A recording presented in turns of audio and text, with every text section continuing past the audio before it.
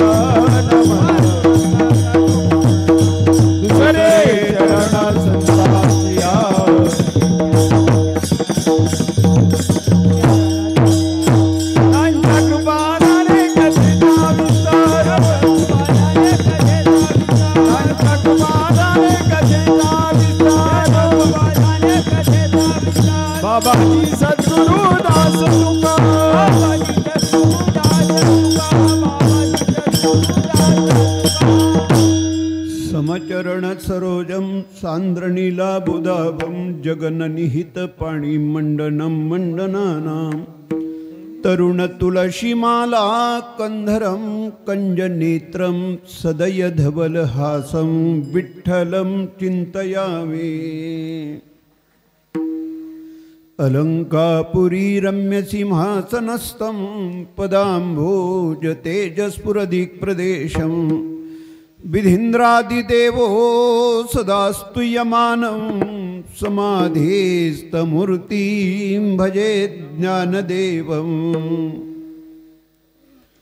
वक्रतुंड महाकाय सूर्यकोटि समप्रभ निर्विघ्नं कुरु मे देव सर्वकार्येषु सर्वदा. माझी वाणी तुझे वर्णी गुणना, माझी वाणी तुझे वर्णी गुणना, माझी वाणी तुझे वर्णी गुणना. ऐसे देई प्रेम काही कळा,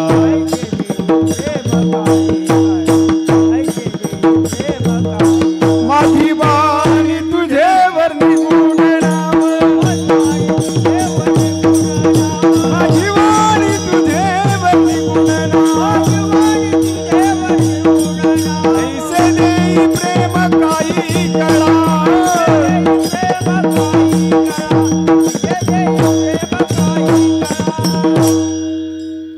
मन वाचा तित तुझे हे स्वरूप म्हणून या माप भक्ती केले भक्तीची या मापे मोजितो अनंता इतराने तत्वता न मोजबे।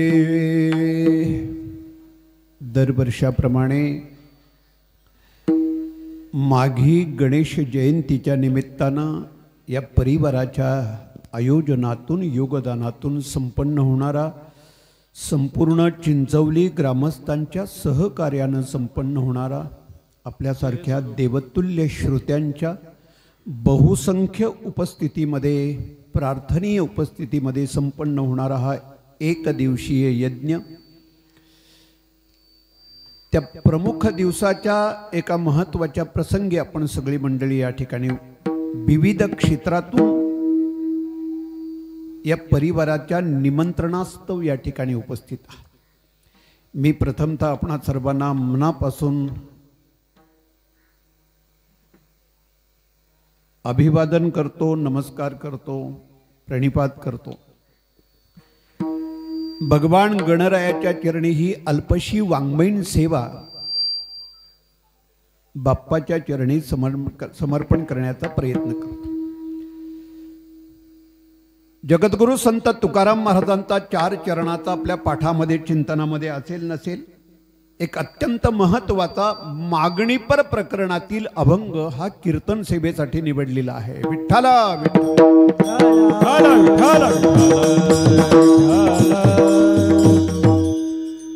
या अभंगाच्या शेवटच्या चरणामध्ये संत तुकाराम महाराज देवाकडे मागणी मागतायत, पण ती जगावेगळी मागणी मागतायत।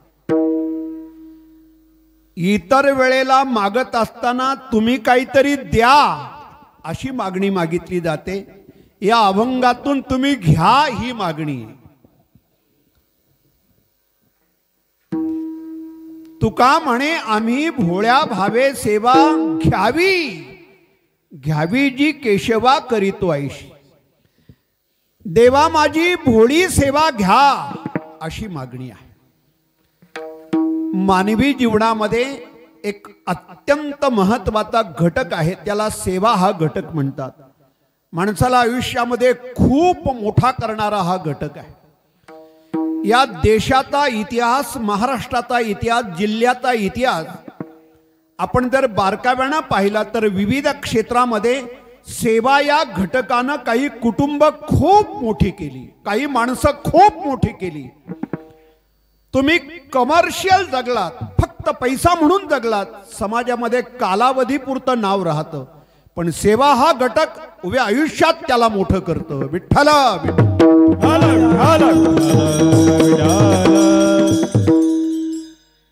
विदर्भामध्ये अंगावरती फक्त गोधडी असणारा महात्मा, एका हातामध्ये फुटलेलं मडकं आहे, गाडगं आहे, आणि एका हातामध्ये खराट आहे। महात्मा गांधीजींना गाडगे महाराजांना विचारलं तुमची प्रॉपर्टी किती आहे? गाडगे महाराजांनी म्हटलं माझ्या अंगावरती फाटकी गोधडी, हातात तुटलेलं गाडगं आणि एका हातात खराटा। या प्रॉपर्टीचा मालक, या संपत्तीचा मालक आजही देशामध्ये एखादं अभियान राबवायचं असेल तर कुणाच्या नावाने राबवलं जातं? संत गाडगे। त्यांच्याकडे फक्त आणि एकच घटक आहे, सेवा। सेवा या घटकानं काही माणसं मोठी केली, काही कुटुंब मोठी केली। बाबा आमटेंचं नाव महाराष्ट्राला नाही देशाला प्रसिद्ध आहे। या आमटे परिवारानं कुष्ठरोग्यांची सेवा करण्यामध्ये उभं आयुष्य घालवलं, पिढ्यानपिढ्या फक्त कुष्ठरोग्यांची सेवा करण्यामध्ये गेल्या। पण सेवा या घटकानं आमटे परिवाराला, कुटुंबाला देशामध्ये विदेशामध्ये एवढं मोठं केलं। आजही माणसं त्या कुटुंबाच्या भेटीला, त्या व्यक्तीच्या भेटीला जात आहेत। जीवनामध्ये अनेक नीतिमूल्य आहेत, अनेक जीवनमूल्य आहेत। या अनेक जीवनमूल्यामध्ये सेवा हा घटक माणसाला आयुष्यामध्ये खूप मोठा करतो। म्हणून जी माणसं त्या क्षेत्रामध्ये, सामाजिक क्षेत्र असो, राजकीय क्षेत्र, आध्यात्मिक क्षेत्र असो, शैक्षणिक क्षेत्र असो, त्या क्षेत्रामध्ये सेवा हा घटक ज्यांनी जोपासला ती माणसं समाजप्रिय झाली। बघा, सेवा हा घटक ज्यांनी जोपासला ती माणसं समाजप्रिय झाली। केवळ पैसा आणि केवळ कमर्शियल जी माणसं जगली त्यांच्यासाठी समाज फारसा स्वीकारत नाही. काही कालावधीपुरता, काही दिवसापुरता, काही महिन्या वर्षापुरता स्वीकारतो. बस मला सेवा या घटकाच्या बाबतीत या देशातली अनेक उदाहरणं सांगता येतील. ऐतिहासिक म्हणा, पौराणिक म्हणा, आध्यात्मिक म्हणा, अनेक उदाहरणं आपल्या समोर मांडता येतील. जीवनातला सेवा हा घटक खूप महत्वाचा आहे. अध्यात्मामध्ये, संप्रदायामध्ये सेवा हा घटक खूप महत्वाचा आहे. तुमच्या सगळ्यांच्या पाठामध्ये असतील, तद्विती प्रणिपातेन परिप्रश्नेन सेवय, तनु मणू जिवे चरणाशी लागावे, अगरबता करावे दास्य सकळ. संत ज्ञानेश्वर महाराजांनी सेवा हा घटक खूप उंचीला नेऊन ठेवलाय. आपल्याला सेवा हा घटक खूप मोठा सांगितलाय. माझा मुद्दा असा आहे, आज संत तुकाराम महाराज देवाकडे मागणी मागतात, पण ही माझी सेवा घ्या. पण या सेवेला संत तुकाराम महाराजांनी एक विशेषण लावलंय. ते विशेषण आहे भोळ. सेवा भोळी पाहिजे. काय म्हटलं लक्षात आलं? सेवा ही भोळी पाहिजे. भक्तीला 3 विशेषण आहेत.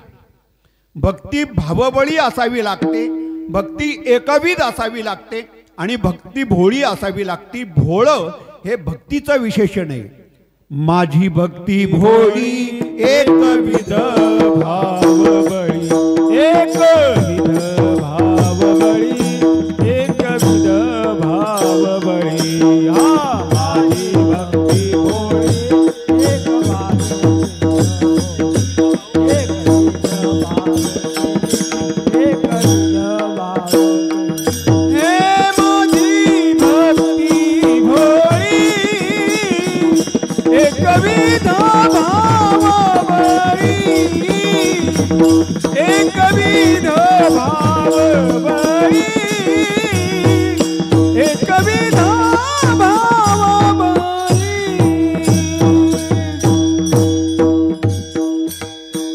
देवा माझी भक्ती भोळी आहे. भोळी.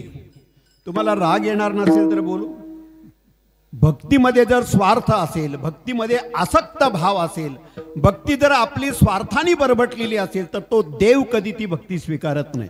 म्हणून भक्ती ही भोळी असावी लागते. अलीकडे भक्तीचं स्तोम वाढलं, भक्तीचं प्रदर्शन जास्त वाढलं, अवडंबर जास्त झालं, पण भक्तीतला गाभा मात्र थोडा बाजूला होत चाललाय. भक्ती ही भोळी असावी लागते. तुम्ही फार करण्यापेक्षा थोडी करा, पण देवाची भक्ती भोळी पाहिजे. ती कुठल्या स्वार्थाने बरबटलेली नकोय. स्वार्थाने बरबटलेली भक्ती देव कसं स्वीकारेल? मी काय म्हटलं लक्षात आलं? सेवा हा घटक, त्याच्यामध्ये भोळे हे विशेषण पाहिजे. देवा माझी भोळी सेवा, या भोळ्या सेवेचा तू अंगीकार कर. वर्षातून आम्ही एकदाच करतोय. आमच्या कुटुंबाची, आमच्या परिवाराची ही भोळी बाबडी सेवा आहे. देवा ही सेवा तू स्वीकार, अशी मागणी महाराज या अभंगातून करताय. या परिवारानं आज कित्येक वर्षापासून हा एक उपक्रम आहे तो टिकून ठेवलेला आहे. मी थोडंसं दुरून प्रवास करून येतो पहिल्यांदा. हा जो देश आहे, हे जे भारतवर्ष आहे, या भारतवर्षाला इतिहास आहे. संपूर्ण जगातले देश पाहिले तर सगळ्या जगातले देश या भारतवर्षाकडे एका वेगळ्या दृष्टीनं पाहतात, वेगळ्या नजरेनं पाहतात. आमचे भागवतकार तर असं म्हणतात, तर भरतखंडे नरदेह प्राप्ती. म्हणजे या भारतखंडामध्ये, भारतवर्षामध्ये जर नरदेह म्हणून जन्माला आलो तर त्याच्यासारखा भाग्यवान कोणी नाही. आमच्या भारतवर्षाकडे एका वेगळ्या पवित्र नजरेनं जग पाहतोय. हा आमच्या देशाचा इतिहास आहे. देशाला इतिहास आहे, आमच्या राज्याला इतिहास आहे, महाराष्ट्राला इतिहास आहे. 1 मेचं जर कीर्तन असेल तर 1 मेच्या कीर्तनामध्ये स्वतंत्र महाराष्ट्राचा इतिहास सांगितला जातो. स्पेशली विषय असतो तो 1 मेचा, की त्या दिवशी या महाराष्ट्राचा इतिहास सांगितला जातो. या महाराष्ट्राचं स्वतंत्र महाराष्ट्र निर्माण करण्यासाठी किती जणांची आहुती आणि किती जणांचं बलिदान गेलं या महाराष्ट्राच्या निर्मितीसाठी, हा स्वतंत्र विषय आहे. राज्याला इतिहास आहे. आपला जिल्हा आहे, त्या जिल्ह्याला इतिहास आहे. रायगड जिल्ह्याला इतिहास आहे. कदाचित अलीकडच्या मुलांना तरुणांना माहिती नसेल, फक्त एवढंच माहिती असेल, रायगड जिल्हा हा याच्या अगोदर कुलाबा जिल्हा होता. पण कुलाबा जिल्हा हा ठाणे जिल्ह्यातून वेगळा झाला. ठाणे जिल्ह्यातून कुलाबा जिल्ह्याची निर्मिती झाली 1869ला. 1869 याच्या अगोदर हा संपूर्ण ठाणे जिल्हा आहे. त्याच्यानंतर ठाणे जिल्ह्यातून कुलाब्याची निर्मिती झाली. आता कुलाब्याचा रायगड कधी झाला हे माझ्यापेक्षा तुम्हाला जास्त ज्ञात असेल. बॅरिस्टर अंतुले मुख्यमंत्री असताना एक स्वतंत्र नामांतर झालं आणि कुलाब्याचा रायगड झाला. विठ्ठल विठ्ठल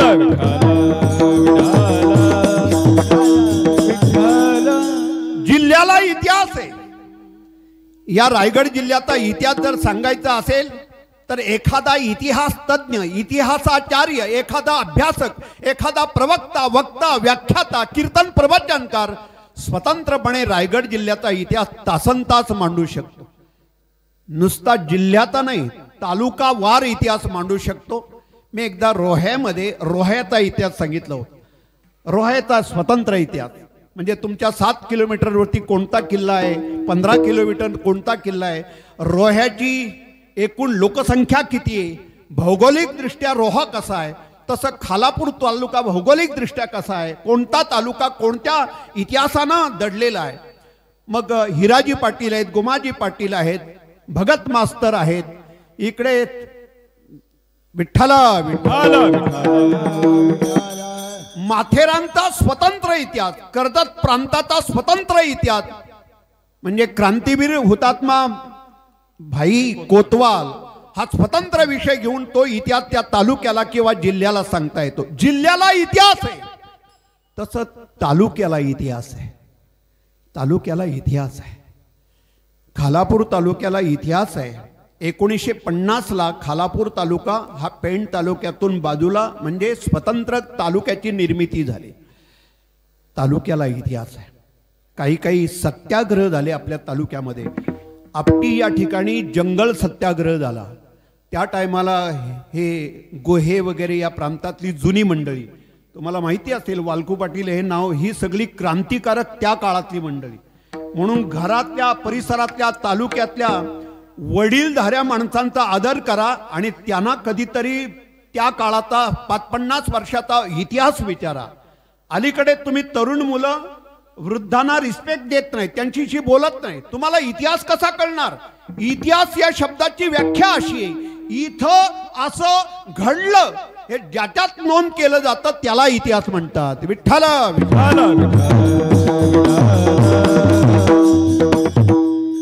जुन्या पिढीतली चिंचवली गावातली बरीचशी मंडळी आता निघत चालली. बरोबर, जुन्या पिढीतली चिंचवली गावातली बरीचशी वडीलधारी माणसं आता बिचारी कालबाह्य होत चालली. आता जी आहेत ना, यांचा आदर करा. कधीतरी त्यांच्या जवळ पोरांनी जाऊन बसावं आणि विचारावं, 70 वर्षापूर्वी, 80 वर्षापूर्वी, 50 वर्षापूर्वी, 100 वर्षापूर्वी आपल्या गावाची भौगोलिक रचना कशी होती, सामाजिक रचना कशी होती. हे सगळं कालबाह्य होत चाललंय. एक छोटंसं यंत्र हातात आहे, त्याच्यामध्ये दिवसेंदिवस 24 तास डोकं घालून बसलेली मुलं आता कोण कुणाशी संवाद साधायला तयार नाही, कोण कुणाशी बोलायला तयार नाही, माणुसकी गमावून बसलेत. एक जुना काळ होता, त्या जुना काळामध्ये या सगळ्या गोष्टी आपल्याला पाहायला मिळायच्या. काय भाग्यवान आहेत. मी रात्री कीर्तनामध्ये सांगितलं, ही जी तुम्ही मंडळी आहात ना, आपण खूप नशिबान आहोत, आपण खूप भाग्यवान आहोत. आपल्याला आजीच्या गरम गरम तव्यावरच्या भाकरी, चुलीवरच्या भाकरी खायला मिळाल्या. काय नशीब आहेत आपले, काय भाग्य आहेत आपले. आईच्या हातच्या गरम गरम ताज्या चुलीवरच्या, तिचे हात फोडलेल्या भाकरी, करपलेल्या भाकरी आपल्याला खायला मिळाल्या. काय नशीब आहेत. ही बघा पोरं, आभागी पोरं, झोमॅटो. 1 मिनिटाला लगेच आई झोमॅटोला फोन करते.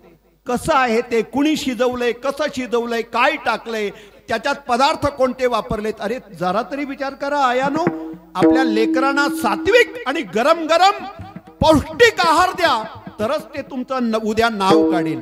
तुम्ही झोमॅटोचं जर अन्न द्यायला लागले, कसं शिजवलंय, कुणी शिजवलंय, काय टाकलंय त्याच्यामध्ये, हे कधी पाहता का, शोधता का तुम्ही? तुम्हाला आयतं मिळतं म्हणून त्याची किंमत आहे, तुम्ही याच्यावरती जाऊ नका. ते सात्विक, गरम आणि पौष्टिक अन्न पाहिजे. मी काल्याच्या कीर्तनामध्ये स्वतंत्र हा विषय मांडेन. या देशातलं पहिलं बंड, या देशातली पहिली चळवळ भगवान कृष्णाने गोकुळ गावातल्या मुलांना सात्विक, पौष्टिक आणि गरम आहार मिळवण्यासाठी म्हणून देशातल्या काही योजना आहेत ना. गावाला स्वच्छ पाणी मिळायला पाहिजे. काही गरजा आहेत गावातल्या, सामाजिक गरजा काय? सामाजिक गरजा पाना, त्याच्यामध्ये जलशुद्धीकरण ही अत्यंत महत्वाची योजना आहे. ही भगवान कृष्णाने आणले हो का गोकुळात? पहिली जलशुद्धीकरणाची पहिली योजना भगवान कृष्णाने गोकुळामध्ये आणली. माझ्या गोकुळ गावातल्या जनतेला फक्त स्वच्छ पाणी मिळायला पाहिजे. मी तुमच्या गावातील या कार्यकर्ता मंडळींना मनापासून धन्यवाद देईन. तुम्ही खूप काळजी घेता अण्णा. खरं म्हणजे तुम्ही मंडळी खूप काळजी घेता. स्वच्छता पाहिजे, गटारं पाहिजेत, फुटपाथ पाहिजेत. मी पहिल्याच वर्षी फक्त अण्णांना एवढंच बोललो. आम्ही अशी दिंडी घेऊन चाललो होतो त्या मार्गानं. मी अण्णांना म्हटलं या गल्लीतून आणि बोळातून दिंडी जाते, बरोबर वाटत नाही हो. पुढल्या वर्षापर्यंत थोडेसे गुरुंद फुटपाथ झाले तर बरं होईल. पुढला वर्ष कशाला, 5-6 महिन्यातच झालं. विठ्ठला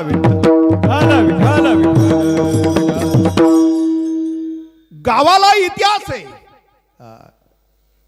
जसा गावाला इतिहास आहे तसा कुटुंबाला इतिहास आहे. आता मी कुठून आलोय माहिती आहे ना? देशाच्या इतिहासापासून आलोय. प्रत्येक कुटुंबाला इतिहास आहे आणि तो इतिहास रचणारी माणसं आपल्या कुटुंबामध्ये कोणीतरी पूर्वज होऊन गेले. उद्या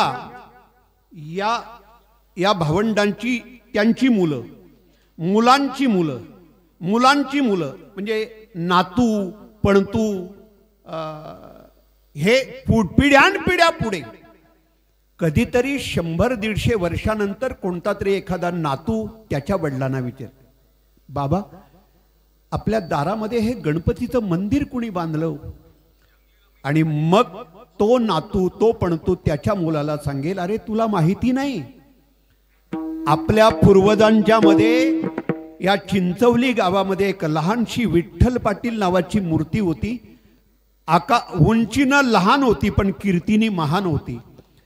त्यांच्या पत्नी देवकाबाई आणि विठ्ठल पाटील हे साधा कुटुंब गावाचं नेतृत्व करायचं. विचारांनी फार सुदृढ आणि फार पॉझिटिव्ह, सकारात्मक, आणि त्यांच्या पोटी आलेली मुलं आहेत. आणि या मुलांनी, या कुटुंबाने आपल्या दारामध्ये एक लहानसं मंदिर पूजा अर्चा करायला बांधलंय. का तर देवाचं वास्तव्य आपल्या दारात असावं. कदाचित संसारामध्ये, प्रपंचामध्ये, पैशा अडक्यामध्ये, सत्तेमध्ये कधी अनुकूलता असेल तर कधी प्रतिकूलता असेल. सत्तेचं काय घेऊन बसलात, संपत्तीचं काय घेऊन बसलात? प्रारब्ध जोडे धन, प्रारब्ध वाढे मान. कधी अनुकूलता आहे, कधी प्रतिकूलता आहे. सूर्य उदयाला येतो, कधीतरी अस्ताला जातोय. अस्ताला गेलेला पुन्हा दुसऱ्या दिवशी उदयाला येतोय. याच्यामध्ये अनुकूलता आहे, प्रतिकूलता आहे. पण ज्या दिवशी एखादा देवाचं कार्य, ईश्वराचं कार्य, एखादा धर्म कार्य आपल्या हातून घडतं, त्यावेळेला त्या व्यक्तीच्या आयुष्याचा, जीवनाचा इतिहास उभा राहतो आणि हाच इतिहास पुढे शिल्लक राहतो. विठ्ठल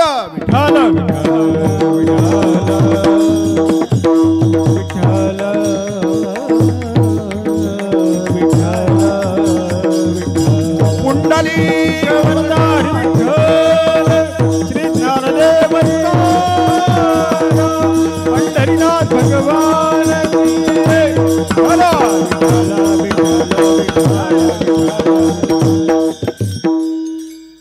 जगद्गुरु संत तुकाराम महाराज आदी अभंगाच्या द्वारे, या परिवाराच्या, कुटुंबाच्या द्वारे देवाकडे मागणं मागतात.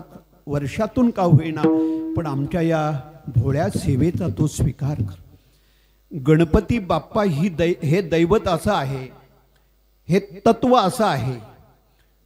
आपल्या देशामध्ये, हिंदू धर्मामध्ये, आपल्या संस्कृतीमध्ये गणपती बाप्पाचे वर्षातून 3 प्रामुख्याने उत्सव केले जातात. एक वैशाख पौर्णिमेला उत्सव केला जातो, एक हा माघ चतुर्थीचा उत्सव केला जातो, आणि एक भाद्रपद महिन्यात उत्सव केला जातो. या 3 काळातले उत्सव गणपतीच्या बाप्पाच्या 3 अवतार कार्यासाठी मानले जातात. हा जो पुष्टीपती गणपती आहे हा वैशाख पौर्णिमेचा आहे. भाद्रपद महिन्यातला आपल्याला सगळ्यांनाच माहिती आहे बाप्पाचा उत्सव आपण करतो आणि हा माघ शुद्ध चतुर्थीचा हा महोत्कट गणपती आज जयंती म्हणून देशाविदेशामध्ये साजरी केली जाते. माझ्या माहितीप्रमाणे अलीकडे या उत्सवाचं प्रमाण एवढं वाढले ना, काही विदेशातले फोन, काही आपल्या तालुक्यातली आपल्या जिल्ह्यातली काही मुलं विदेशामध्ये राहतात त्यांचे फोन येतात, आम्ही असा गणपतीचा उत्सव करतोय. मी स्वतः अनुभवलेला आणि डोळ्यांनी पाहिलेला एक प्रसंग आहे. मी 12 दिवस मॉरिशसमध्ये होतो. 12 दिवस तिथे एक 18 मंडळ आहेत, मराठी मंडळ. लोकमान्य टिळक हॉल आहे आणि हॉलमध्ये शिवचरित्रावरती माझी काही व्याख्यानं होती. मी 12 दिवस तिथं थांबलो. पण ज्या वेळेला मॉरिशस हे प्रांत बघायला गेलो, फार लहान देश आहे तो, फार मोजका आहे, म्हणजे कमी लोकसंख्येचा प्रदेश आहे. मला हे म्हणायचं होतं, मॉरिशसमध्ये समुद्राच्या किनारी सगळ्यात उंच मंदिर हे गणपती बाप्पाचं मंदिर आहे, सगळ्यात उंच. आश्चर्य वाटलं की एवढं मोठं गणपती बाप्पाचं मंदिर आम्हाला आमच्या देशामध्ये पाहायला मिळत नाही. काय काय दैवत आमची जोपासलीत. देशाविदेशामध्ये देखील आजचा दिवस मोठ्या आनंदानं साजरा केला जातो. ऐका, उत्सवाला तुम्ही मोठं करा, उत्सव तुम्हाला मोठं करेल. काय म्हटलं लक्षात आलं? मी अगदी अगदी विनम्र भावानं तुम्हाला प्रश्न विचारतो. वर्षाचे दिवस किती? 360 365 बरोबर.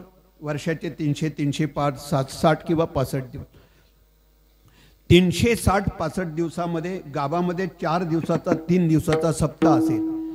365 दिवसामध्ये सगळ्यात जास्त आनंद देणारे दिवस कोणते असतात? जो 4 दिवसाचा सप्ताह असेल ना, तो आपण सार विसरतो आणि त्या सप्ताहामध्ये एवढा आनंद. संसारातलं काय सांगायला पाहिजे का? प्रपंचातलं काय सांगायला पाहिजे का? आयुष्यभराचं ते रडगाणं आहे, आयुष्यभराचं. असा दिवस गेला नाही, असा दिवस गेला नाही. मी तर गमतीनं सांगत असतो, वर्षभराचं दुखणं, आपल्या शारीरिक व्याधी, शारीरिक दुखणं तर बघायला नको. मला 1 महिन्यापूर्वी एक माणूस भेटला. त्याला मी फक्त एवढंच विचारलं, महाराज कसं काय चाललंय? बोलू नको हो महाराज. म्हटलं काय झालं तरी काय? काय अडचण आहे काय? पैशाचं काही काय अडचण? काही नाही हो. अहो म्हणे महिना झाला दाढ दुखते, ठणका लागलाय, वैतागलोय, कंटाळलोय, नकोसं झालंय. त्यांनी फक्त एवढंच वाक्य वापरलं, महाराज सगळं परवडलं, दाढेचं दुखणं नाही परवडलं. मी म्हटलं खरंच नकोय, खरंच नकोय. 15 दिवस गेले, दुसरा माणूस भेटला. तो म्हणतो महाराज कान ठणकते हो. पेणला गेलो, पनवेलला गेलो, काय झालंय आतमध्ये आवाज कमी येतोय, ऑपरेशन करण्याची वेळ आहे, हे सगळं. आणि म्हणे रात्रंदिवस झोप लागत नाही. शेवटी तो म्हणतो महाराज सगळं परवडलं, कानाचं दुखणं परवडलं नाही. म्हटलं नाही परवडत, नाही परवडत. 15 दिवस गेल्यानंतर एक तिसरा माणूस भेटला. महाराज गुडघ्याने हैराण केलंय हो. कीर्तनात मांडी घालून बसता येत नाही, जेवायला खाली बसता येत नाही. त्या आता लवजीला आलेल्या डॉक्टरकडे पण त्या खोपोलीतली चाललेली तिथं पण मी जाऊन आलो 15 दिवस. एकाने सांगितलं तुम्ही कर्जतला जा, तिकडं पण जाऊन आलो. पण त्या गुडघ्याचं दुखणंच काही कमी होत नाही. सगळं परवडलं महाराज, गुडघ्याचं दुखणं परवडलं नाही. मी म्हटलं नाही परवडत, नाही परवडत. असा एक माणूस भेटत नाही. तो म्हणतो सगळं परवडलं, हे परवडलं नाही. मी शेवटी सगळ्यांना एकत्र एकच उत्तर देतं, अरे सगळं परवडलं पण हे परवडलं नाही. कोण माणूस आहे सांगा? सगळं परवडलं पण हे परवडलं नाही. अरे ज्याचं त्याला. असा दिवस नाही माणसाच्या आयुष्यामध्ये की 2 दिवस आपला दुःखामध्ये, काळजी, चिंता या व्यथेमध्ये जात नाही. फक्त उत्सवामध्ये. अण्णा तुम्ही कुटुंबातली सगळी मंडळी आहात. आज तुमच्या बहिणी, आज तुमच्या सगळ्या नात्या गोत्यातली माणसं तुमच्या कुटुंबामध्ये आली. तुमची निमंत्रण केलेली पाहुणे मंडळी सगळी या ठिकाणी उपस्थित. तुमच्या कुटुंबाला सगळ्यात आनंदाचा दिवस कोणता आहे? आजचा दिवस आहे. सगळ्यात आनंद आणि सगळ्यात तुम्ही खुश असाल ते या दिवशी विठ्ठल विठ्ठल विठ्ठल विठ्ठल विठ्ठल विठ्ठल। उत्सव हा मानवी जीवनाचा गाभा आहे, उत्सव हा जीवनाचा गाभा आहे, उत्सवाचा आणि माणसाचा जवळचं नातं आहे।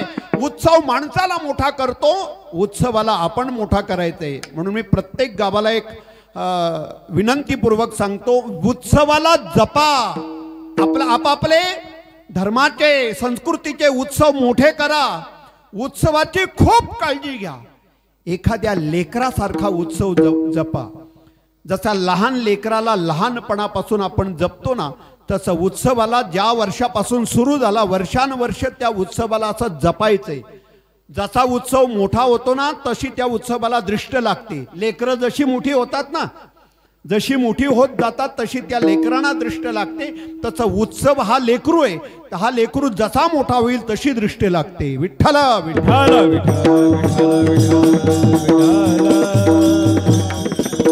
आपल्या परिवाराकडून ही एक भोळी सेवा गणपती बाप्पाची वर्षातून एकदा केली जाते। देवाकडे मागणं मागितलं जातं। तुका म्हणे आम्ही भोळ्या भावे सेवा घ्यावी जी केशवा करीतो ऐशी। ज्या देवाकडे मागणं मागितलं, अर्थातच त्या देवाचं स्वरूप कसं आहे, कसा आहे बरं तो देव, त्याचा आकार कसा आहे, त्याचा रंग कसा आहे, तो दिसायला कसा आहे, तो नेमका त्याचं वास्तव्य कसं आहे, तो निराकार आहे का आकारी आहे, त्याच्या स्वरूपाचं वर्णन का आहे। संत तुकाराम महाराजांनी त्या गणपती बाप्पाच्या त्या देवाच्या स्वरूपाचं वर्णन करायला सुरुवात केली आज अभंगाच्या पहिल्या चरणामध्ये। मनवाचातीत तुझे हे स्वरूप, मनवाचातीत तुझे हे स्वरूप,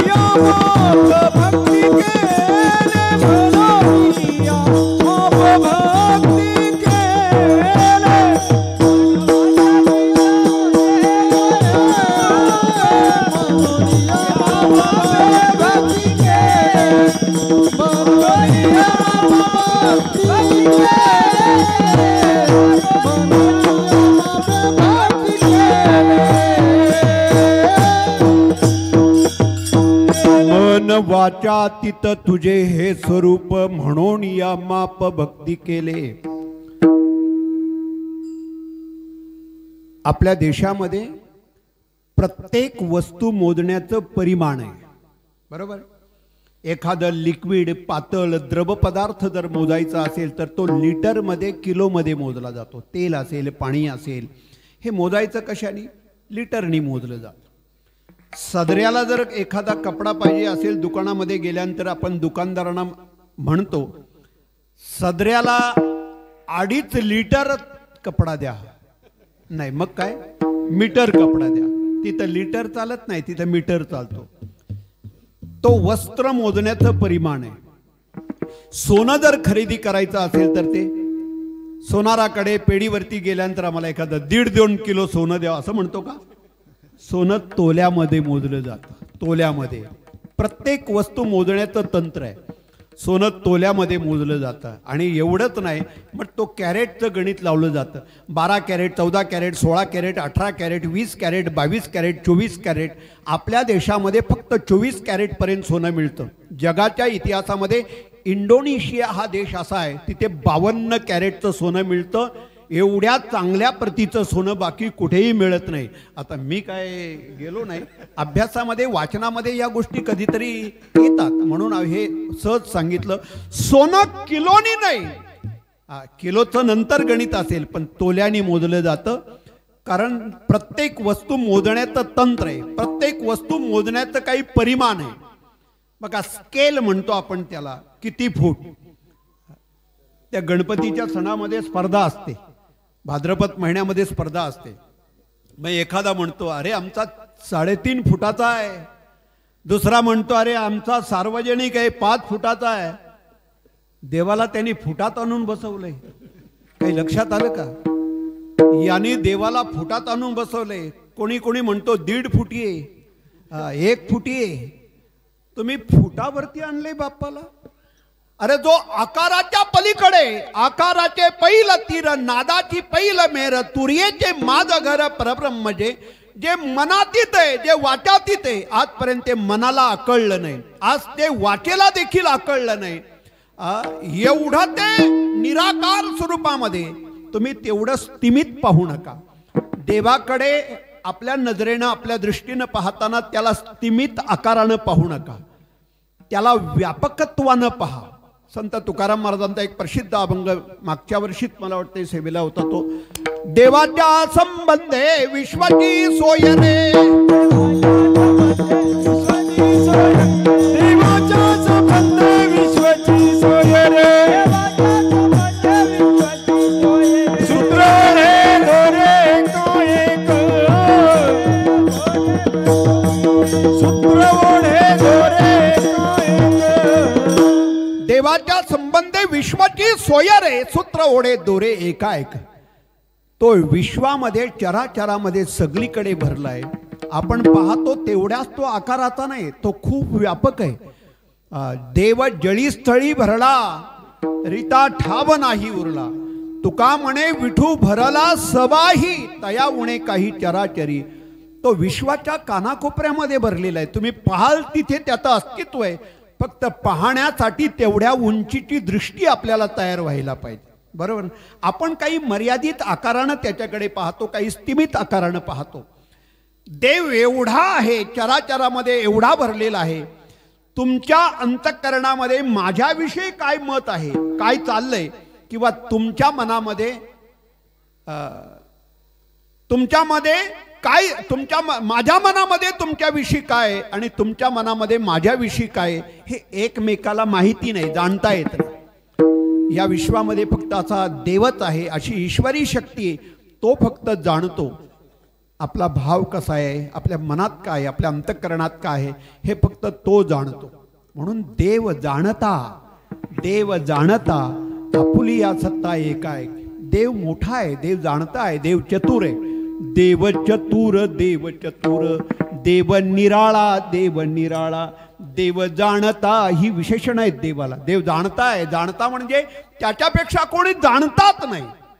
या विश्वामध्ये सगळ्यात जाणता जर कोण, जाणता हा शब्द साहित्यामध्ये विविध अर्थानं वापरला जातो. जाणता म्हणजे आयुष्यामध्ये जो काहीतरी जाणतो तो जाणता. ज्याला उभं आयुष्य गेलं, काही जाणतात आलं नाही. काही माणसं उभ्या आयुष्यामध्ये काहीच जाणू शकली नाही. आयुष्यामध्ये देवाला जाणा, त्याला ओळखा, समजून घ्या. या ईश्वरी शक्तीला कधीतरी ओळखायला, अनुभूती घ्यायला असा प्रयत्न करा. एक कोणीतरी शक्ती आहे ज्याच्यामुळे आम्ही आहोत, त्याला जाणतो तो जाणता. वयाचं जाणतेपण वेगळं आहे आणि आपल्या विचाराचं जाणतेपण वेगळे, आपल्या अनुभवाचं जाणतेपण वेगळे. कदाचित गावातली अडाणी माणसं असतील, कदाचित ते शिकलेली नसतील, पण त्यांच्या पाठीशी असणारा अनुभव दांडगा आहे. त्यांच्या मागे असणारा अनुभव हा मोठा आहे, तो जाणत आहे. अनुभवाने जाणती असतात, काही विचाराने जाणती असतात, काही ज्ञानाने जाणती असतात. वय कमी असेल. संत ज्ञानेश्वर महाराजांचं वय, ज्ञानेश्वरीचं लिखाण 1290ला झालं. महाराजांचं माऊलींचं वय फक्त 16 वर्षाचं आहे. 16व्या वर्षाचा इतिहास आहे. वयावरती अवलंबून नाही. स्वातंत्र्यवीर सावरकरांनी कर्जतमध्ये ज्या वेळेला वयाच्या 12व्या वर्षी एक भाषण केलं, वेडी झाली माणसं. सावरकरांचं वय त्यावेळेला फक्त 12 वर्षाचं आहे. सावरकरांनी, मी वेणगावला इतिहास सांगितला होता एक दिवस, त्या ग्रामस्थांनाही माहिती नव्हतं. सावरकरांनी वेणगावचं प्राचीन नाव सांगितलं, वेणूगाव. वेणू म्हणजे माथेरानच्या पायथ्याशी एक वेणू नावाचं गाव आहे. खरं त्या गावाचं नाव वेणू आहे. गाव हा शब्द नंतर उपपद म्हणून जोडलाय. गाव ओरिजिनल आहे ते वेणू आहे. इतिहास, त्या परिसराचा इतिहास आहे. आता हे सगळं सांगायला, नानासाहेब पेशव्यांचा जन्म तिथेच झालाय. अगदी जवळ काही अंतरावरती जंगलामध्ये पेशव्यांचा वाडा होता. त्या वाड्यामध्ये नानासाहेब पेशव्यांचा जन्म झाला. तो इतिहास आहे तिथला. सावरकरांनी 12व्या वर्षी, काय प्रगल्भता असेल, काय विचाराची उंची असेल, वेडी झाली माणसं, 12व्या वर्षी केलेलं भाषण. म्हणून बोलणं ही कला आहे. मी गुरुकुलमधल्या विद्यार्थ्यांना सांगत असतो की बोलत असताना शरीराचे भाव कसे पाहिजेत, बॉडीचा अँगल कसा पाहिजे. म्हणजे एखाद्याला जर यशस्वी व्हायचं असेल वक्तृत्वामध्ये, डावा पाय कधी पुढे पाहिजे, दोन्ही पाय समांतर कधी पाहिजेत, उजवा पाय कधी पुढे पाहिजे, हाताचे भाव कसे पाहिजेत, शब्दांचे चढ उतार कसे पाहिजेत, माहोल तयार करायचा असेल, कधी हसवावं कधी रडवावं, रडवत असताना त्याचे भाव आपल्या मनावरती कसे पाहिजेत, शब्दाची शब्दफेक कशी पाहिजे, या बारीक गोष्टीचा वक्तृत्वात विचार करावा लागतो. सावरकरांना ते वरदान होतं. विठ्ठल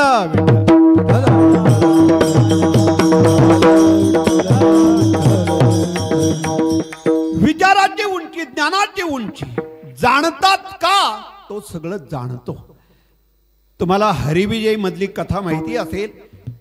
भगवान कृष्णाच्या वराडाचं नेतृत्व गणपती बाप्पा करत होते. नेतृत्व म्हणजे पुढे चालणारा माणूस. म्हणून पुढे चालणारा माणूस त्याला मार्गदर्शक म्हणतात, त्याला सल्लागार म्हणतात. आम्हाला कोणती नावं कुठे टाकावीत ना हेच कळत नाही. लग्नपत्रिका छापताना माझी समाजाला विनंती, निमंत्रक म्हणून त्याचं नाव टाका. त्याला तालुका ओळखतो, जिल्हा ओळखतो, समाज ओळखतो, विविध क्षेत्रातली माणसं ओळखतात. निमंत्रक त्यांचं नाव टाका. घरातल्या कालच्या पोरांची नावं निमंत्रक. अरे अजून आता नुकताच त्याचं बारसं झालंय आणि तो निमंत्रक, त्याला कोण ओळखतोय?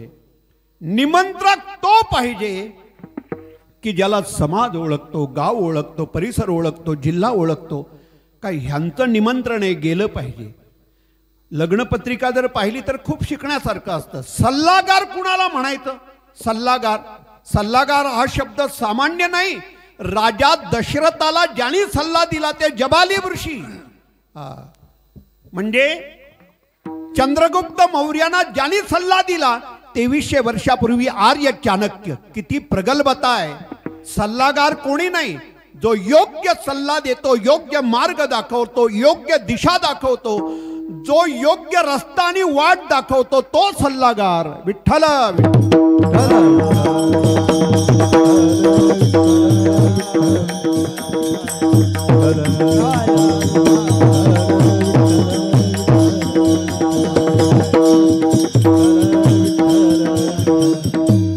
योग्य सल्ला असल्याशिवाय जीवनाचा प्रवास नाही. मी गमतीनं नाही, वास्तव्यानं सांगत असतो, गरज म्हणून सांगत असतो. आमची पोरं गड किल्ले बघायला जातात. जा, वय तुमचं. मी 21 वेळा सायकलवर गेलो रायगडवर. महाराज तुम्ही काही फिरतच नाही हो, खरंच नाही. तुम्ही फक्त आपलं घर, आपला संसार, आपलं प्रपंच, वेळ आहे ते. त्या वयातला तो छंद आहे. मी माणिकगडावरती, मलाच कळत नाही मी कसा गेलो. 2 वेळा गेलो माणिकगडावर. रानातून आपला वेड्यासारखा चालत रायगडला 21 वेळा सायकलवर गेलो. म्हणजे अगदी काही म्हणजे वेळ लागल्यासारखं आहे. पोरांचा छंद पाहिजे तो, आपला धर्म, आपली संस्कृती, आपला व्यासंग आपण जोपासायला पाहिजे. 80-90 वर्षाचं झाल्यानंतर काय ना रे बाबा, सगळं मोडीवर निघालो आहे मी. म्हणजे मी माझ्या सगळं वय झालं की काही नाही, इच्छा प्रबळ असून देखील काही करता येत नाही. आमची पोरं गड किल्ले पाहायला जातात. तिथं गेल्यानंतर 2-5 तास फिरतात आणि येतात. इकडं आल्यानंतर कोणीतरी विचारतो, काय रे रायगडावर काय होतं? काय नाही, नुसता डोंगर गड, डोंगर, नुसती दगडा माती. मी एकदा बायकोला घेऊन माथेरानला गेलो, पहिलाच गेलो. आता फिरायला गेल्यानंतर ती बोलते मी मिराणीच्या डोंगरात आलोय. म्हणजे आपल्या खानावचा मिराणीचा डोंगर, तिला काय किंमत आहे? ती म्हणते मी मिराणीच्या डोंगरात आल्यासारखं झालंय. म्हणजे आता विठ्ठला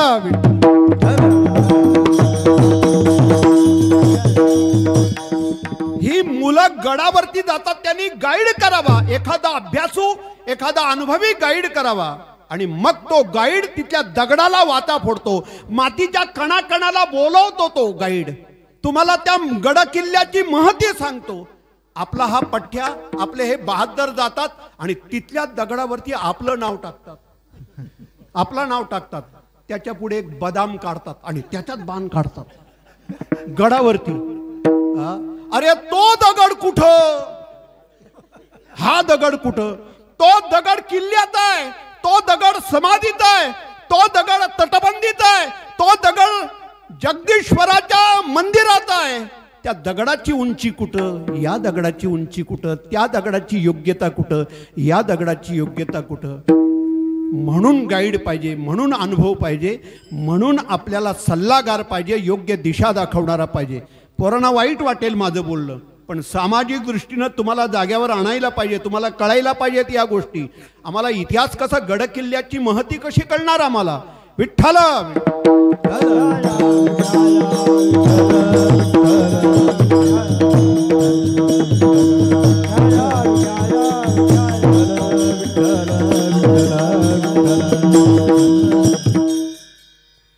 गणपती बाप्पा हा जाणता आहे.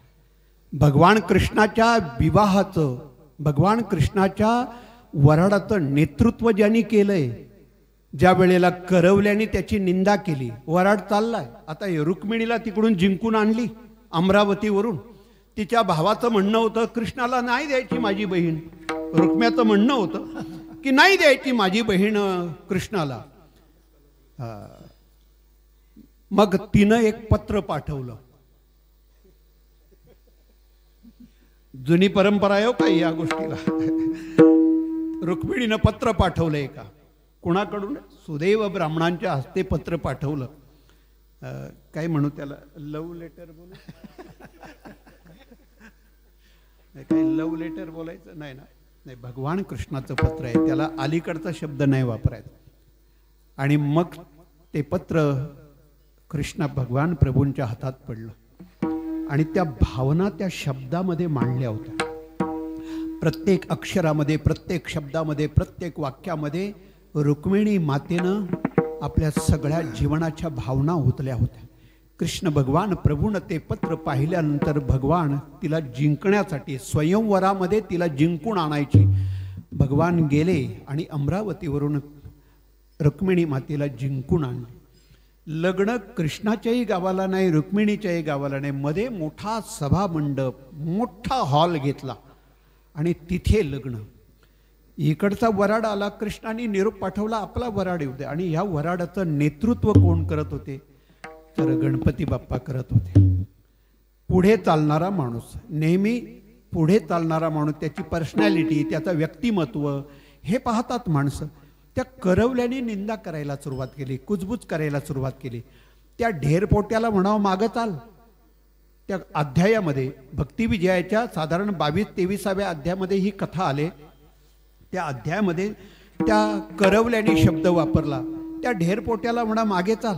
कपडे नाही, पोट पुढं आलेलं आहे, शरीराची ठेवण नाही, फक्त पितांबर लावलेलं आहे, त्याला म्हणा मागे चाल. वराडाचा पुढे चालणारा माणूस एक चांगलं व्यक्तिमत्व पर्सनॅलिटी जर असेल तर पुढ्या रुक्मिणीचा वराड त्याच्यासमोर जर आपला वराड गेला तर लोक म्हणतील पुढं चालणारा तसं मागे. त्या महिलांना त्या करवल्यांना कमीपणा वाटला, कारण करवल्या अशा नटून थटून सजून आल्या होत्या.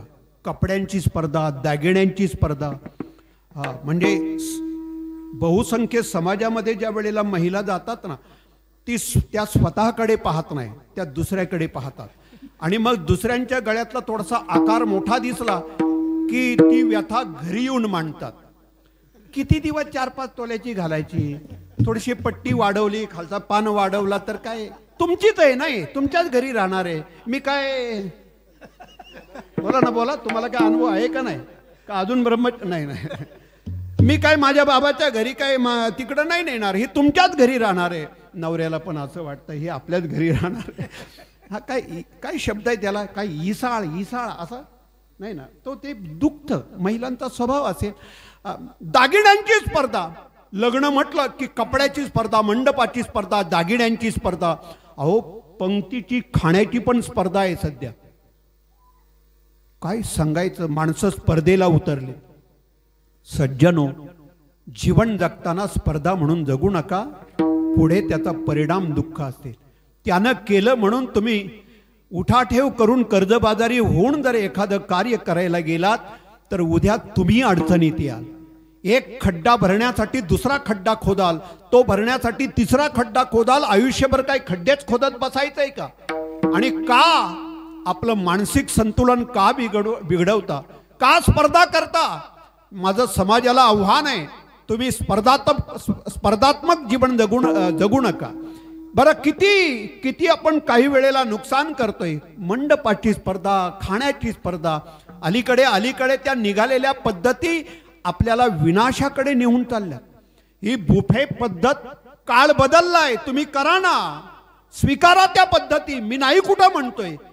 पण त्या बुफे पद्धतीमध्ये आपण ज्या वेळेला घेतो त्यावेळेला हव्यासानं एवढं घेतो अख्खं ताट भरून, आणि त्यातलं अर्ध फेकून दिलं जातं. अर्ध. अरे रस्त्यावरती कुणीतरी 1-2 दिवस उपवाशी असणारी भिकाऱ्यांची लेकरं असतात, ती भिकारी असतात, ती वाट बघतात आम्हाला 2 घास कधी मिळतात, भाकरीचे तुकडे आमच्या तोंडाला मुखाला कधी लागतात. त्यांचा विचार करा कधीतरी. 4-4, 8-8 दिवस ज्यांना अन्न मिळालं नाही, पाणी मिळालं नाही, कधीतरी त्यांना डोळ्यासमोर आणा, मग तुम्हाला कळेल त्या अन्नाची किंमत काय, त्यातलं किती वाया जातं, किती फुकट जातं. का? ज्याला अन्न सेवन करताना उदर भरण नोहे जाणी जे यज्ञ कर. हे फक्त पोट भरण्यासाठी नाही, माझ्या शरीरामध्ये असणारं जे वैश्वानर ही देवता आहे, ही तृप्त करण्यासाठी ते अन्न आहे. त्याचा आपल्या जीवनामध्ये कधी माज देऊ नये. अरे एक शीत वाया घालू नये. एका शीतासाठी कोणीतरी तासनतास वाट बघणारी आहेत, आणि आमच्या थाळ्या, आमची ताटं अशी कित्येक वाया जातात. स्पर्धा नको त्या ठिकाणी तुम्ही स्पर्धा करत बसलात तर ही सगळ्यात बाजूने आमच्या जीवनाची हानी. विठ्ठल त्या सगळ्या करवल्या भगवान गणरायाची निंदा करायला लागल्या, टीका, द्वेष.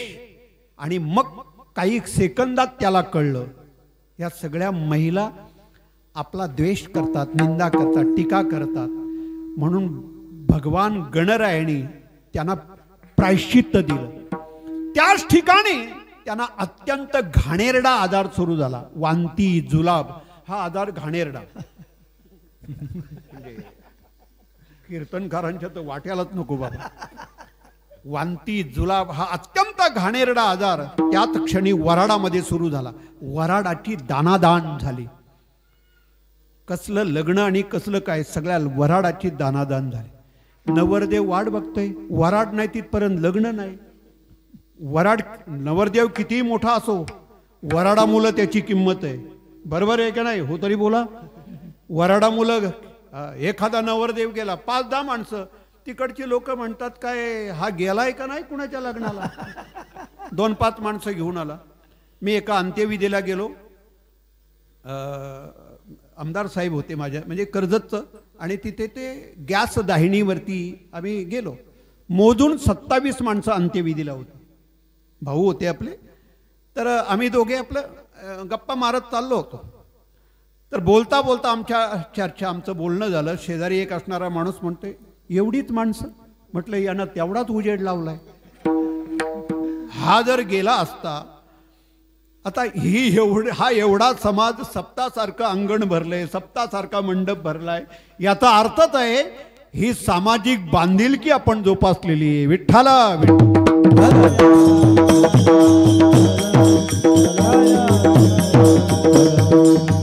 एवढे उत्सव आहेत सध्या प्रत्येक गावामध्ये. आजचे एवढे उत्सव आहेत. मी गुरुकुलातली मुलं 4 ठिकाणी पाठवलीत नाईलाज म्हणून. म्हणजे एवढं आमंत्रण असताना इथे आणता आली नाहीत सगळी. 4 ठिकाणी 4 गाड्या पाठवाव्या लागल्यात. त्याला इलाजच नाही, कारण सगळ्यांची मनं, सगळ्यांच्या भावना जोपासाव्या लागतात, राखाव्या लागतात. करणार काय? आता तुम्ही एवढे सगळे गायनाचार्य, मृदुंगाचार्य सगळी मंडळी उपस्थित आहात ना, हे खरंच माझं भाग्य आहे, माझं नशीब आहे. नाहीतर 4 टाळकरी मिळायला तयार नाही आजच्या दिवशी.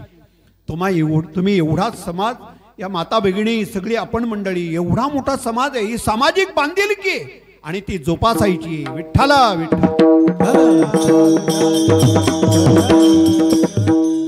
मग पुढे भगवान कृष्णाने प्रायश्चित्त दिलं आणि ही गोष्ट भगवान कृष्णाला कळली. भगवान कृष्ण गणपती बाप्पाकडे गेले आणि भगवान कृष्ण कन्हैयानं गणपती बाप्पाची क्षमा मागितली. असा त्या अध्यायामध्ये इतिहास आहे. गणपती बाप्पाची क्षमा कृष्ण प्रभूंनी मागितली. सांगितली, बाप्पा लग्न माझं लागायचंय, नवरदेव मी आहे, वराट पाहिजे, तुम्ही क्षमा करा. प्रायश्चित्त दिलं त्या करवल्याना. म्हणून कधीही दैवतांची, उत्सवाची निंदा, द्वेष आपल्या मुखातून, आपल्या जिभेतून कधीही निंदा, द्वेष, हेवेदावे होऊ देऊ नये. माहितीये, रावणाची पत्नी मंदोदरी, तिनं महाभारताच्या युद्धाची निर्वचना केली होती. निर्वचना म्हणजे मंदोदरीनं महाभारताच्या युद्धाची निर्वचना केली. विषय मोठा आहे. भगवान कृष्णाने भीमाला पाठवलं आणि सांगितलं मंदोदरीला म्हणावं युद्ध बघायला ये. त्याचं कारण होतं, तिला अहंकार झाला होता, अभिमान झाला होता, सत्तेचा, संपत्तीचा अभिमान झाला होता. कृष्ण भगवान प्रभूला दाखवायचं होतं, म्हणजे अहंकार घालवायचा होता. म्हणून भीमाला पाठवलं आणि भीम गेला आणि मंदोदरीला म्हणतोय, ताई कृष्णाने पाठवलंय, तुला माघारी पाठवलंय महाभारतात युद्ध बघायला. ती म्हणते, काय एवढं बघण्यासारखं आहे, काय बघण्यासारखं आहे? आणि पटकन बोलून गेली, काय रे भीमा, काय एवढं बघण्यासारखं आहे? भीमानी सांगितलं, 11 औक्षणी सैन्य, पांडवांचं 7 आणि कौरवांचं 11 आणि औक्षणी सैन्य 42.5 लाख सैन्य, म्हणजे 48 कोस मैदान आहे. आणि या मैदानावरती एवढं सैन्य. एवढं बोलल्यानंतर त्या मंदोदरीनं निंदा केली. अरे भीमा, जा तुझ्या कृष्णाला जाऊन सांग, जा त्यांना जाऊन सांग, हे जे तुमचं सैन्य आहे ना, रावणाच्या आणि माझ्या लग्नामध्ये एवढी माणसं ताशेवाजित्रेवाले होते. ऐकताय ना तुम्ही? जागे आहात ना? रावणाच्या आणि माझ्या लग्नामध्ये ताशेवाजित्रेवाले होते. तो भीम म्हणतोय, ताशेवाजित्रेवाले जर एवढे तर बाकी केवढे? लक्षात आलं का? भगवान कृष्णाने म्हटलं, असं आहे का? तिच्या जिभेला कोड आले, कोड. बघा, प्रायश्चित्त, कोड आले. आता अलीकडच्या मुलांना, तुम्हाला कोड माहिती आहे का? कोड कोड माहिती नाही. अत्यंत घाणेरडा आजार असायचा पूर्वी. अंगावरती कोड यायचे. एखाद्या माणसाला गावातून हकलून लावलं जायचं, त्याला गावात ठेवायचं नाही. माझ्यापर्यंत तर मला माहिती आहे. मग त्यांनी आयुष्य मंदिराच्या पायरीवरती घालवायचं. कोड. मंदोदरीच्या जिभेला कोड आले, म्हणून देवाची निर्वचना, उत्सवाची निर्वचना आपल्याकडून होऊ द्यायची नाही. आपल्याला जर करता येत नसेल, आपल्याकडून जर होत नसेल ना, होऊ नका, करू नका, नका सहभाग घेऊ. पण कधीही चांगल्या कार्यामध्ये, उत्सवामध्ये आपला निगेटिव्ह विचार, म्हणजे एवढा उत्सव चांगला तयारी होते, कधी कधी अगदी जवळ 2 दिवसावरती उत्सव होतो. आता फक्त जाहिरात छापायची आणि वाटायची, आणि एवढ्यात खंडीच्या एवढ्यामध्ये एखादा माणूस कुठेतरी माशी माशी शिंकते आणि त्या कार्याचा सगळा राम रगडा होतो. उत्सवाची देवाची निर्वचना हे सगळे दोष आपल्या माथ्यावरती पडू द्यायचे नाही. किती चांगला उत्सव. अरे या निमित्तानं अख्ख्या कुटुंबाकडून अन्नदान घडतं. या निमित्तानं तुमची सेवा करण्याची संधी मिळते. नाहीतर कशी संधी मिळेल? ह्या अन्नदानाची संधी कशी मिळेल? खर्च होतो उत्सवामध्ये, नाही असं नाही, पण शेवटी तो पैसा योग्य मार्गाने योग्य कारणी लागतो. पैसा असणारी माणसं तालुक्यात काही कमी नाहीत. आज करोडोपती लखोपती माणसं आहेत. मोजता येणार नाही एवढा काहींच्याकडे आहे, पण कारणी लागण्यासाठी तो योग्य ठिकाणी पाहिजे. विठ्ठला विठ्ठला. तुम्ही आत्मचिंतन करा. माझ्या बोलण्याचं फक्त आत्मचिंतन करा. एखाद्याच्या पैशानं एखाद्याचा आजार बरा होतो आणि तोच रोग तोच आजार एखाद्याच्या पैशानी बराच होत नाही. तो करोडो रुपये संपवतो. काही लक्षात आलं का? एखाद्याच्या पैशानी एखादा आजार बरा होतो आणि एखाद्याच्या पैशानी तोच आजार बरा होत नाही. ज्याच्या पैशानी आजार बरा झाला त्यांनी शोधावं, आत्मचिंतन करावं. पैशाचा वापर आयुष्यात जर चांगल्या ठिकाणी केला तर तोच पैसा आपल्याला सदुपयोग देतो. पण पैशाचा वापर जर देवधर्मासाठी ईश्वरी कार्यासाठी जर केला नाही तर तोच पैसा करोडो संपवला तरी कामी लागत नाही. विठ्ठला विठ्ठल.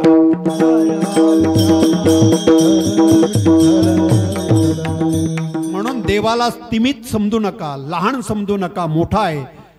मन वाचा तित तुझे हे स्वरूप म्हणून या माप भक्ती केले. भक्तीची या मापे मोजितो अनंता.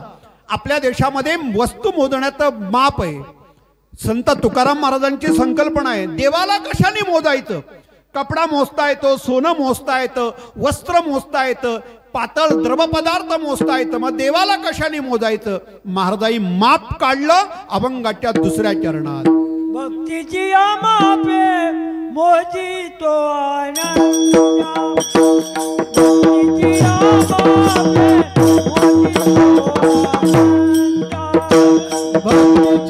मापे मोजितो अनंता. भक्तीची मापे मोजितो अनंता. भक्तीची मापे मोजितो अनंता.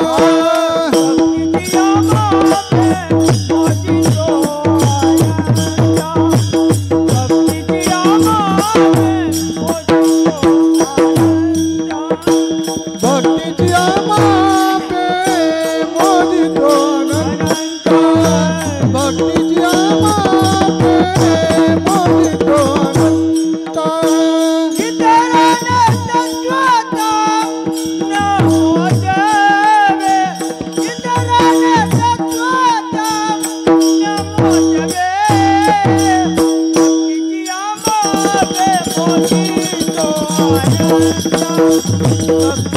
मापे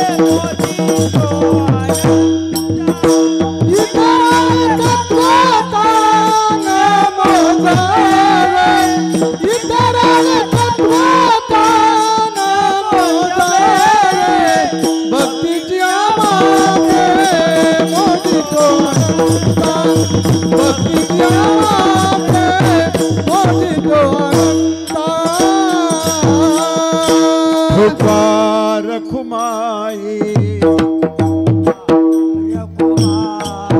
विठोबा रखुमाई विठोबा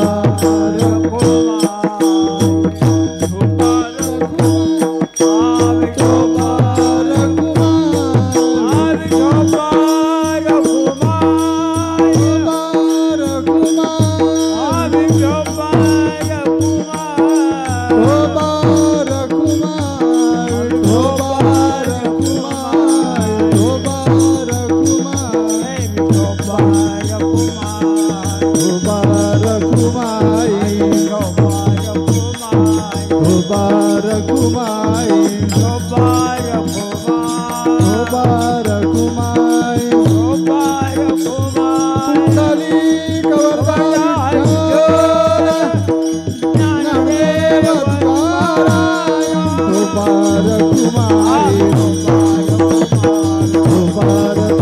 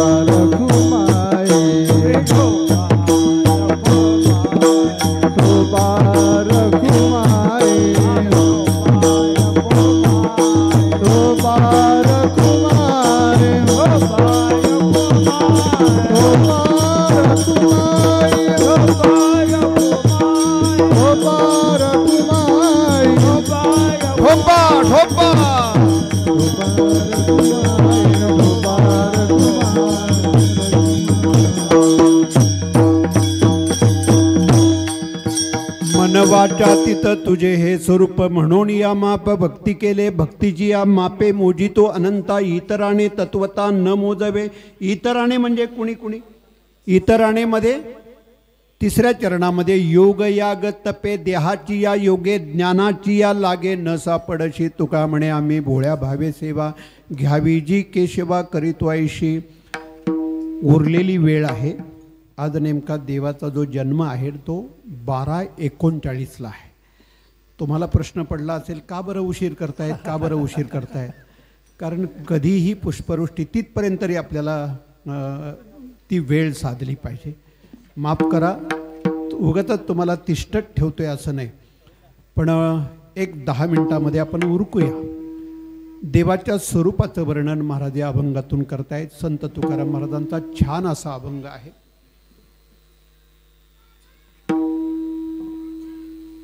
बरीचशी आपण संप्रदायातली विविध क्षेत्रातली मंडळी या ठिकाणी उपस्थित आहात. आज आमचे लाडबाबा आहेत. सामाजिक राजकीय अशा नात्यागोत्यातून सगळी मंडळी या ठिकाणी उपस्थित आहे. पुन्हा मी अभिवादन करेन. 10-15 मिनटं जी उरलेली आहेत ती भगवान बाप्पाच्या चरणी समर्पण करण्याचा प्रयत्न करेन. हा जो माघ महिन्यातला शुद्ध चतुर्थीचा जयंती सोहळा आहे हा देशामध्ये खूप भव्य दिव्य प्रमाणामध्ये साजरा केला जातोय. आपल्याही गावामध्ये संपूर्ण ग्रामस्थांच्या सहकार्यानं कुटुंबाच्या योगदानातून आपल्या सर्वांच्या सहकार्यानं हा सोहळा या ठिकाणी उपस्थित केला जातोय. विठ्ठला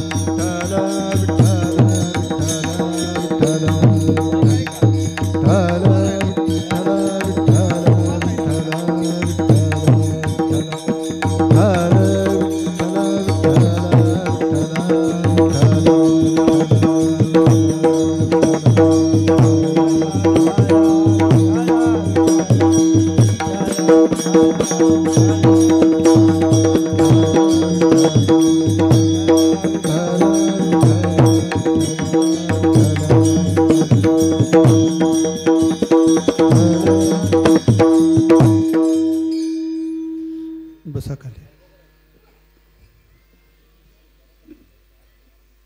एक अत्यंत महत्त्वाच्या या दुपारच्या सेवेमध्ये दुपारच्या वेळेमध्ये भगवान गणरायाच्या या जयंतीच्या प्रसंगी त्या सोहळ्याच्या प्रसंगी आपण साक्षीदार आहोत.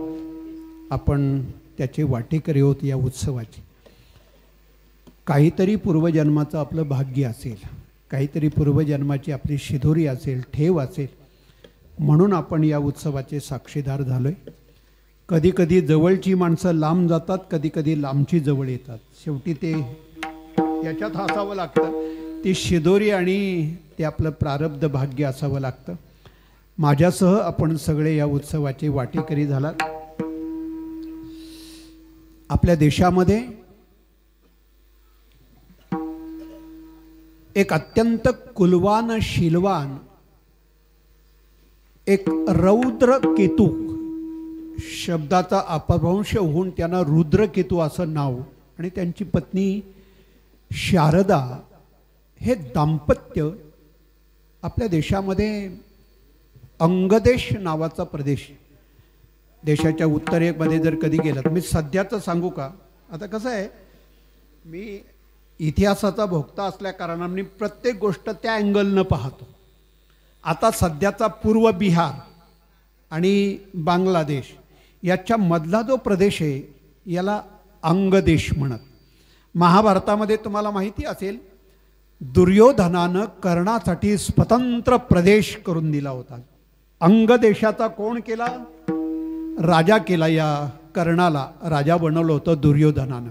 हा जो अंगदेश आहे, अंग प्रदेश आहे, या अंग प्रदेशामध्ये सामाजिक व्यवस्थापन म्हणून काही महाजन निवडण्याची पद्धत त्या काळात असायची. सामाजिक व्यवस्थापन मी मागे सांगितलं असेल, आपल्याला आठवणीत आहे न आहे, भगवान गुरुदेव दत्तात्रयांचे जे वडील आहेत अत्री ऋषी यांनी समाज व्यवस्था म्हणून 21 प्रजापती आपल्या देशामध्ये निवडले आणि 21 प्रजापतींना 21 कामं दिली.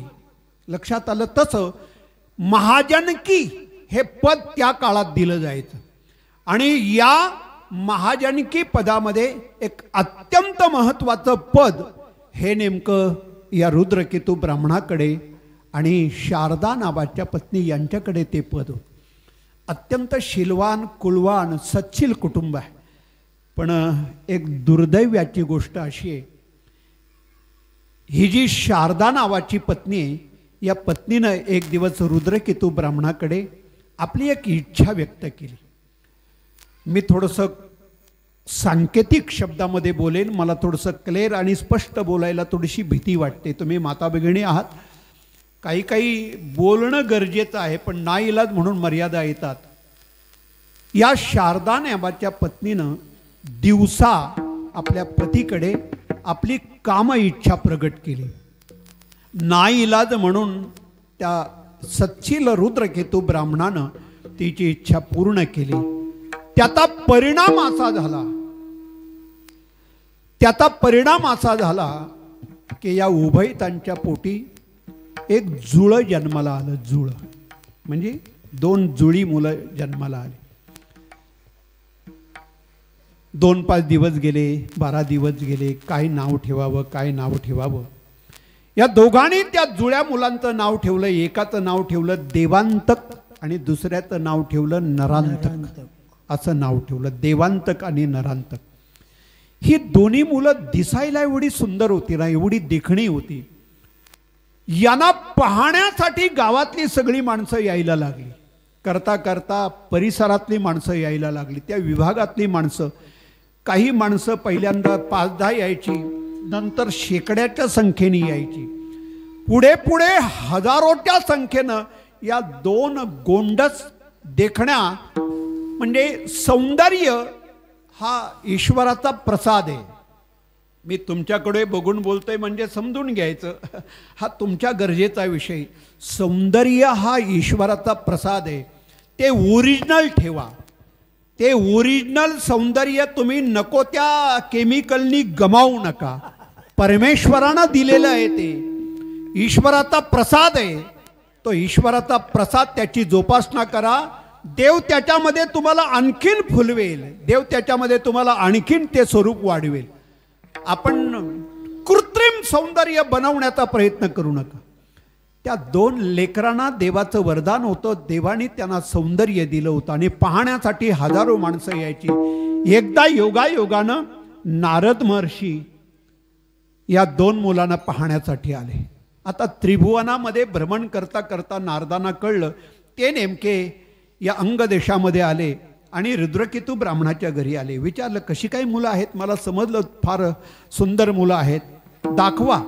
समोर 2 मुलांना आणून ठेवलं आणि मग त्या शारदा मातेनं आणि रुद्रकेतूनं नारद महाराजांना प्रश्न विचारला, महर्षी तुम्ही आमच्या घरी आलात, आमच्या आश्रमात आलात, एक इच्छा व्यक्त करतो, थोडंसं बघा ना या मुलांचं भविष्य, मुलं कशी होतील, कशी घडतील. असं बोलल्यानंतर नारद महाराजांनी दृष्ट टाकली आता ते दृष्टीतलं सामर्थ्य आहे. बघून देखील पाहता येतं, बघून ओळखता येतो. मला तर आता अलीकडे हा अनुभव येत चालला आहे. म्हणजे 5-10 वर्षाचा अनुभव. मुलं ज्या वेळेला घेऊन येतात ना, त्या आईला सांगण्याची, वडिलांना सांगण्याचीच गरज लागत नाही. हे कसं आणि काय करेल ना, हे मी लगेच सांगतो. म्हणजे अनुभव वाढला ते. हां, ते त्या आई तक्रारी सांगतात, असं होतंय तसं होतंय. आणि मग मी म्हणतो बोलूच नको, सांगूच नको, मला माहिती आहे हा काय करणार आहे. अनुभव आहे. नारद महाराजांनी फक्त पाहिलं आणि सांगितले, ही 2 मुलं खूप पराक्रमी आहेत, यांचं पुढचं फ्युचर, यांचं भवितव्य फार उज्ज्वल होणार आहे. काय होणार आहेत म्हणे, हे अत्यंत पराक्रमी होतील. पण थोडंसं तोंड मी पण वाईट केलं बघा तो. पण यांना काही आध्यात्मिक दीक्षा मिळायला पाहिजे. असं म्हटल्यानंतर या दोघांना पंचाक्षरी मंत्राचा जप दिला. म्हणजे ओम नमः शिवाय. विद्याभ्यास पूर्ण झाला आणि नारद महाराजांच्या सांगण्यानुसार ही दोन्ही मुलं अरण्यामध्ये या पंचाक्षरी मंत्राचा जप करायला गेली आणि अनेक वर्ष त्यांनी या पंचाक्षरी मंत्राचा जप केला. एक लक्षात घ्या, साधना उपासना ही आम्हाला फलद्रूप करते आणि आम्हाला आमचं दिव्य स्वरूप वाढवते. आमच्याकडे ती उपासना आहे, आमच्याकडे ती साधना तेवढी नाही. आता तो महाकुंभ सोहळा आपल्या देशातला चाललाय ना, एका महात्म्याचे, एका साधूची काय तपश्चर्या असेल. कोणी काट्यावर झोपतोय, कोणी हवेत उड्डाण करतोय, कोणी तरंगतोय. काय साधना असेल त्याच्या मागची, शेकडो वर्षाची तपश्चर्या असेल. आपण दिवसातना फक्त एकच माळ जपतोय. हरिपाठ केला न केला, उपासना केली न केली, वेळ कुठे आपल्याला. देवाच्या पाया पडायला वेळ नाही. गावातून बाहेर निघताना मारुतीच्या देवळासमोर तो बाईकवरूनच फक्त किक वाजवतोय, पिक. त्याला असं वाटतंय मारुती मला सुखात नेल आणि सुखात आणेल. एका पिकवरती, एका किकवरती, एका हॉर्नवरती. अरे उतर, चप्पल काढ, जा, थोडंसं डोकं टेक. त्या मारुतीरायांच्या चरणावरती डोकं टेक. पायातली चप्पल देखील माणसं काढायला तयार नाही. आणि अपेक्षा किती, देवा मला सुखी ठेव, मोठं कर, कुटुंब सुखी कर. तुझी उपासना आहे का तेवढी? तुझी साधना आहे का तेवढी? शिवदोरी वाढव, स्वतःची शिल्लक वाढव, तर उपयोग होईल. विठ्ठल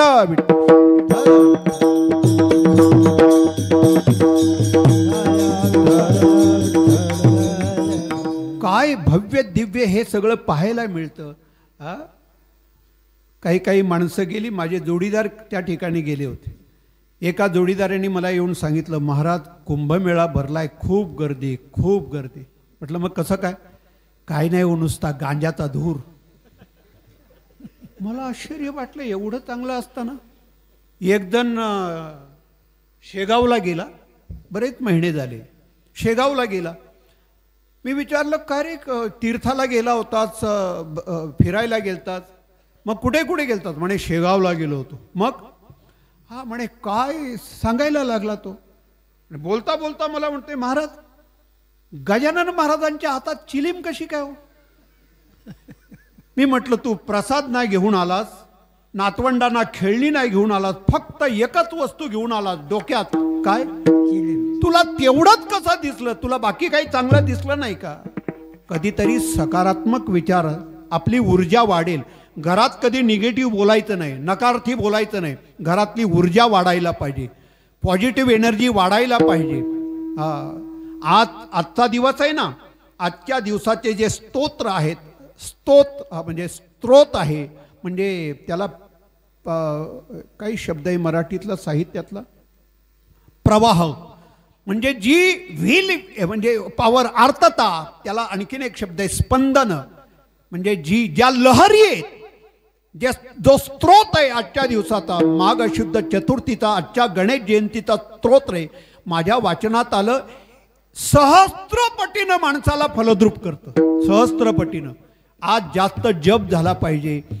शेकडो काळ, शेकडो वर्ष या 2 मुलांनी पंचाक्षरी मंत्राचा जप केला. नमः शिवाय नमः शिवाय ओम नमः शिवाय ओम नमः शिवाय या मंत्राचा जप करता करता त्यांना भगवान महादेव प्रसन्न झाले. त्यांना सांगितलं वर मागा. या दोघांनी वर मागितलं, आम्हाला मरण नको, मृत्यू नको, कुणाकडूनही आम्हाला अपयश नकोय, सतत यशस्वी जीवन जगायला पाहिजे. देवाने त्यांना वरदान दिलं आणि मग हे राज्यात आले. पण चांगलं वरदान मिळालं म्हणून ते मदोन्मत्त झाले, अहंकारी बनले. आम्हाला कोणीच मारणार नाही, आमचा कोणीच पराजय करू शकणार नाही म्हणून अहंकारी झाले. आणि मग नरांतक मृत्यूलोकामध्ये, देवांतक स्वर्गामध्ये, स्वर्गलोकामध्ये त्यांनी देवांना छळायला सुरुवात केली. इंद्राला इंद्रपदावरून खाली ओढलं. तो देवांतक आहे, त्यांनी प्रजेला, माणसांना, आया भगिनींना छळायला, पिडायला, त्रास द्यायला सुरुवात केली. हे बघा, पृथ्वी जे अभक्त दैत्य जे मातले धरणीवरी झाले ओझे त्यांचे. आणि मग देवाला अवतार घ्यावा लागतो. धरणीला ओझं होतं. गोवत्स रूप धारण करून धरणी माता देवाला विनंती करते, लवकर अवताराला ये.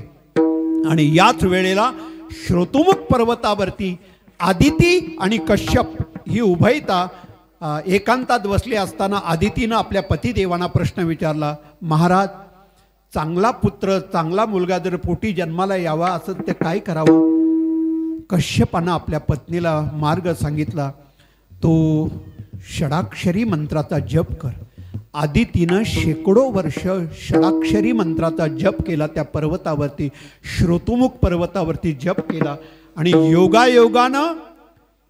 योगायोगानं इथं पृथ्वीला भार झालेला या नरांतक आणि देवांतकाला मारण्यासाठी तिकडे आदितीच्या पोटी भगवान गणराय या माघ शुद्ध चतुर्थीच्या जयंती सोहळ्याच्या आजच्याच मुहूर्तावरती अवताराला यायचे आहेत. महोत्कट म्हणून जन्माला यायचे आहेत. तो क्षण नेमका काही मिनिटावरती येऊन ठेपलेला आहे. आपल्या हातामध्ये आपल्याला पुष्प दिलेली आहेत. ती पुष्पवृष्टी करण्यासाठी आपण सगळ्यांनी वळून आपली तोंड गणपती बाप्पाच्या दिशेनं करायची आहेत काही वेळेसाठी.